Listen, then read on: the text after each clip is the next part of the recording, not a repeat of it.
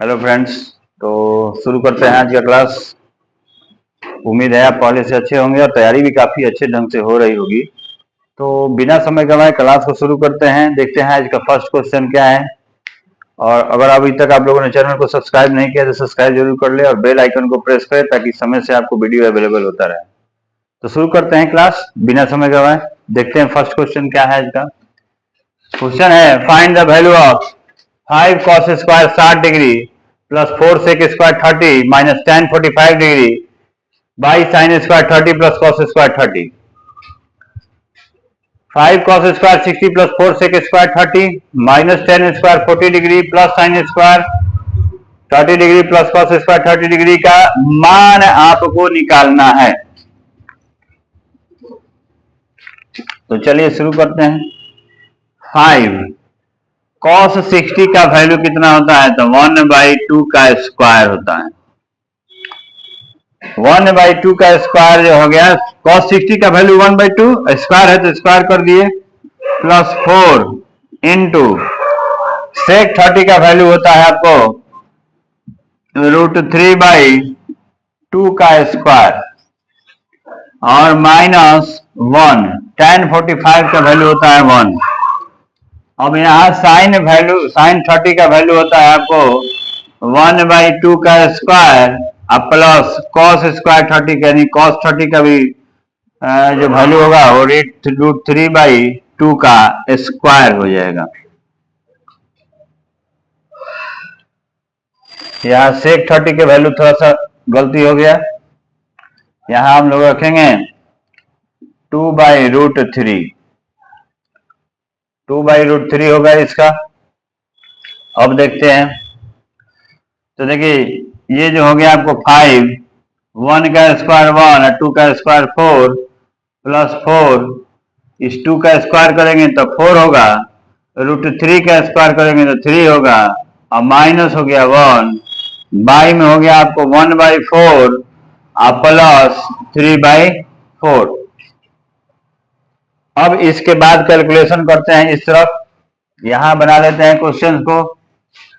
तो 5 में 1 से गुना हुआ, देखिएगा यहाँ पर 5 में 1 से गुना हुआ तो 5/4 प्लस 16/3 माइनस 1 बाई में हो गया आपको 1/4 और प्लस 3/4।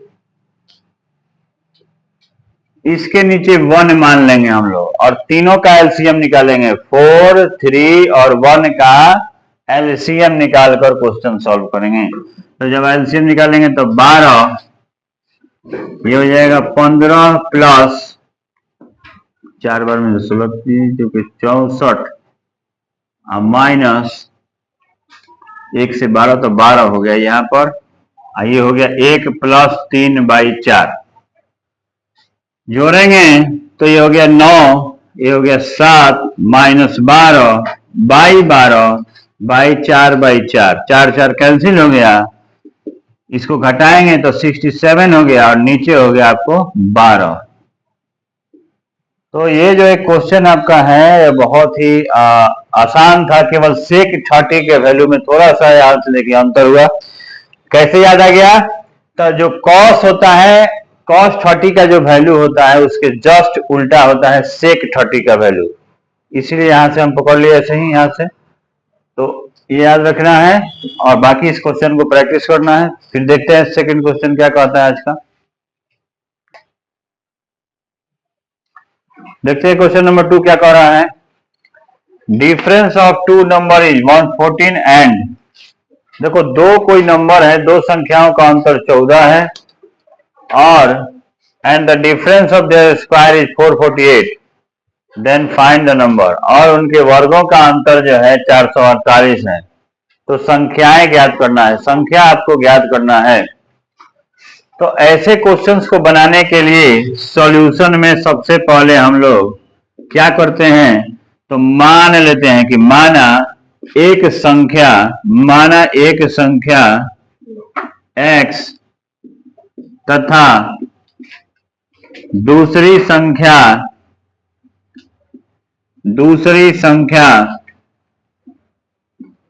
y है। एक संख्या को x मान लेंगे और दूसरी संख्या को y मानेंगे। प्रश्न आपका कहता है कि दो संख्याओं का अंतर, तो पहली संख्या में से दूसरी संख्या को घटाएं, वह कितना आना चाहिए? तो 14। दो संख्याओं का अंतर 14। यह इक्वेशन नंबर 1 हो गया। फिर कहता है कि दोनों के वर्गों का अंतर, दोनों के वर्गों का अंतर जो है वह दिया गया है 4, 4, 8। अब जब इसको अगर हम लोग तोड़े a square minus B square पर, तो यह आएगा x plus Y into X minus Y बराबर 4, 4, 8। अब x प्लस वाई का तो वैल्यू हमारे पास है नहीं, लेकिन x माइनस वाई का हमारे पास वैल्यू है, वह है 14। तो यहाँ 14 रख दिए और बराबर में यहाँ कर दिए 4, 4, 8। अब ये गुना में चल जाएगा तो भाग में चल जाएगा, और यहां बचा x प्लस वाई, यानी x प्लस वाई का आंसर आ गया आपको 32। कितना आ गया? 32 आपका जो है सही आंसर प्राप्त हुआ x प्लस वाई का। ये इक्वेशन हम लोग मान लेंगे इसको 2। अब क्या करेंगे? समीकरण 1 प्लस समीकरण 2, 1 में 2 जोड़ देंगे, 1 में 2 को जोड़ देंगे। देखिए ये प्लस माइनस कट गया, x 2x हो गया, और 14 और 32 को जोड़े तो 6 और 4, यानी x का आंसर 46। अब y में हो जाएगा 2, 2 से काटेंगे तो x का मान आ जाएगा 23। अब जब x का मान आपका आ गया 23, तो समीकरण 1 में यही बना लेते हैं। समीकरण 1 में x का मान रखने पर, x का मान रखने पर, समीकरण 1 में x का मान रख दीजिए, तो x का मान हमारा आया 23 माइनस वाई इक्वल टू 14, और माइनस वाई इक्वल टू होगा, नीचे वाला आ रहा है कि नहीं, 14 minus 23 minus Y equal to minus 9, cut गया, y का मान आ जाएगा आपको 9, यानी एक संख्या हो गई 23 और दूसरी संख्या हो गई 9। यही आपका फाइनल आंसर प्राप्त हुआ। देखते हैं इसके बाद क्या क्वेश्चन को आता है। नेक्स्ट क्वेश्चन देखेंगे। अब देखिए एक चीज यहाँ छूटा हुआ है, माना एक संख्या x है, यहाँ x छूट गया था गलती से, मैंने बोला था बोलने के समय में, लेकिन x छूट गया था, तो यहाँ x हो जाएगा, दूसरी संख्या y होगी।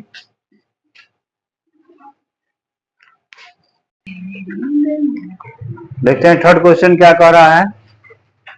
Find the root of quadratic equation 4x square minus 12x plus 9 equal to 0। गुणनखंड के द्वारा द्विघात समीकरण 4x square minus 12x plus 9 equal to 0 के लिए मूल निकालना है आपको। तो यह क्वेश्चन इसके जैसा कल देखिए, ये दो तरीके से क्वेश्चन पूछे जाते हैं। एक आपको रूट पूछेगा, दूसरा आपको जीरोज पूछेगा। बनाने का पैटर्न दोनों में सेम ही है। तो देखते हैं 4x square minus 12x plus 9 equal to 0। First में और लास्ट में गुना कीजिए, तो 4 में 9 से गुना किए तो 36 हो गया। तो हमको ऐसे अंक के बारे में सोचना है जिसको गुना करे तो 36 हो और जोड़े घटाए तो आ जाए 12। तो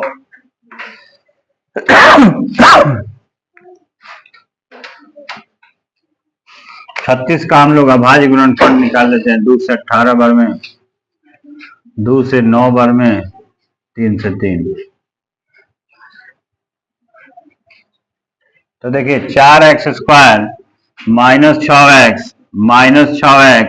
प्लस 9 बराबर 0। इन दोनों में से 2x को कॉमन लिया जा सकता है, तो यहाँ बचेगा 2x, यहाँ बचेगा 3, और यहां से अगर हम लोग कॉमन ले लेते हैं 3 माइनस 3, तो यहाँ बचेगा 2x माइनस 3। ध्यान दीजिएगा, अगर बाहर में माइनस कॉमन होगा तो अंदर के चिन्ह पलट जाएंगे। ये था माइनस में हो गया प्लस, और ये था प्लस तो हो गया माइनस। अब देखिए 2x माइनस 3 कॉमन हो गया, और यहां भी 2x माइनस 3 हो गया। देखिए एक इसमें से कॉमन ले लिया और एक यहाँ जो अंक है उसको लिख दी बराबर में 0। अब देखिएगा तो 2x माइनस 3 बराबर 0, तो 2x बराबर हो गया 0 प्लस 3, तो x बराबर हो जाएगा 3/2। उसी तरह से 2x माइनस 3 बराबर 0, तो 2x बराबर हो जाएगा 0 प्लस 3, यानी x बराबर होगा 3/2। तो इस तरह से इसके दोनों जीरो बन गए। काफी आसान क्वेश्चन था। देखते हैं नेक्स्ट क्वेश्चन क्या कह रहा है इसका। तो देखते हैं अगला क्वेश्चन क्या कह रहा है। Find two positive integers whose sum of their square is 365। दो लगातार धनात्मक पूर्णांक ज्ञात करें जिनके वर्गों का योगफल 365 है। वर्गों का योगफल 365 है, दो लगातार। तो लगातार संख्याएं क्या हो सकती हैं? जैसे मान लीजिए कि कोई संख्या हम लगातार समझ रहे हैं, 2 3 हो सकता है लगातार, 4 5 हो सकता है, 10 11 हो सकता है, 15 16 हो सकता है। कोई भी संख्या लगातार हो सकती है धनात्मक में। तो उसको हम लोग समझते हैं। ऐसे क्वेश्चंस के लिए सॉल्यूशन जब बनेगा, हल बनेगा, तो उसके लिए हम लोग क्या करते हैं कि मान लेते हैं। माना एक संख्या x है तथा दूसरी संख्या x प्लस 1 है। अगला संख्या निकालने के लिए आपको पहले संख्या में एक जोड़ना चाहिए, एक जोड़ना पड़ेगा। तो एक संख्या को x मान लिया और दूसरी संख्या को हम लोगों ने मान लिया x प्लस 1। अब क्वेश्चन कहता है, प्रश्न कहता है कि दोनों को जोड़िए, x square plus x plus 1 का स्क्वायर कर दीजिए और दोनों को जोड़ने पर क्या मिलेगा हम लोगों को? तो 365 प्राप्त होगा। अब यहां देखिए तो एक्स स्क्वायर, इसको a प्लस बी के होल स्क्वायर पर तोड़ेंगे तो X square plus 1 square plus 2ab equal to हो जाएगा 365। एक एक्स स्क्वायर, एक एक्स स्क्वायर, तो 2x स्क्वायर हो गया। 1 का स्क्वायर करेंगे तो 1, 2 में x से गुना किया और 1 से किए तो 2x इक्वल टू 365। अब इसको इधर लेकर के आएंगे तो 2x square plus 2x plus 1 minus 365 बराबर हो गया 0। तो 2x square plus 2x minus 364 बराबर हो गया 0। अब इसमें से 2 कॉमन ले ले ताकि क्वेश्चन जो है छोटा हो जाए, बनाना सुविधाजनक हो जाए। तो जब 2 कॉमन लेंगे तो यहाँ बचेगा एक्स स्क्वायर, यहाँ बचेगा केवल x और यहाँ बचेगा 182 इक्वल टू 0, यानी X square plus X minus 182 equal to हो जाएगा 0। बाई में 2, ये 2 इधर गुना में था, यह डिवाइड हो गया, यानी फाइनल आंसर आपका आ गया x square plus X minus 182। यह आपका एक क्या हो गया? समीकरण में आ गया, द्विघात समीकरण में। जैसा कि पिछले क्वेश्चन में हम लोगों ने सॉल्व किया था कि फर्स्ट लास्ट में गुना कीजिए, जोड़ने घटाने पर बीच वाला अंक आना चाहिए। सॉल्व करते हैं इसके आगे। अब देखिए एक्स स्क्वायर, ऐसे 2 संख्याएं जिसको गुना करे तो 182 आ जाए, इसके लिए क्या करेंगे हम लोग? तो इसका प्राइम फैक्टराइजेशन कर लेंगे। 182 का प्राइम फैक्टराइजेशन करेंगे तो 91 बार में जाएगा, 7 से करेंगे तो 13 बार में। तो देखिए x square 14x minus 13x minus 182 बराबर 0। इन दोनों में से x कॉमन ले लिए तो x प्लस 14, यहां से माइनस 13 कॉमन ले लिए तो x प्लस 14 यह भी हो जाएगा। एक हो गया x प्लस 14 और एक हो गया x माइनस 13। x प्लस 14 बराबर 0, तो x बराबर होगा 0 माइनस 14, x का आंसर हो गया माइनस 14। इधर की तरफ जब चलेंगे तो x माइनस 13 बराबर 0, तो x बराबर 0 प्लस 13 यानी x इक्वल टू 13। अब चूंकि प्रश्न हमसे धनात्मक संख्या के बारे में पूछ रहा है तो हम भी धनात्मक को ही लेंगे, ऋणात्मक को नहीं लेंगे। तो संख्याएं क्या क्या हो जाएंगी? संख्याएं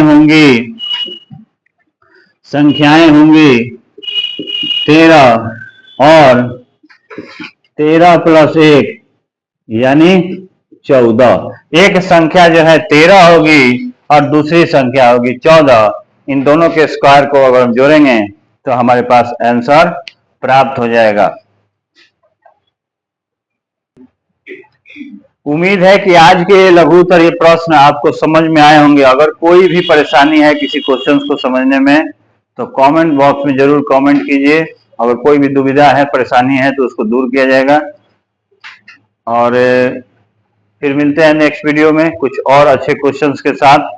ये आपके कुछ ऐसे क्वेश्चंस हैं जो वायरल हैं, एग्जामिनेशन पॉइंट ऑफ व्यू से बहुत ही ज्यादा इंपॉर्टेंट है। अगर आप पूरे साल भर नहीं पढ़े और कुछ क्वेश्चंस की तैयारी कर लिया अच्छे से तो आप निश्चित रूप से 90 प्लस मार्क्स के अधिकारी होंगे मैथ सब्जेक्ट में।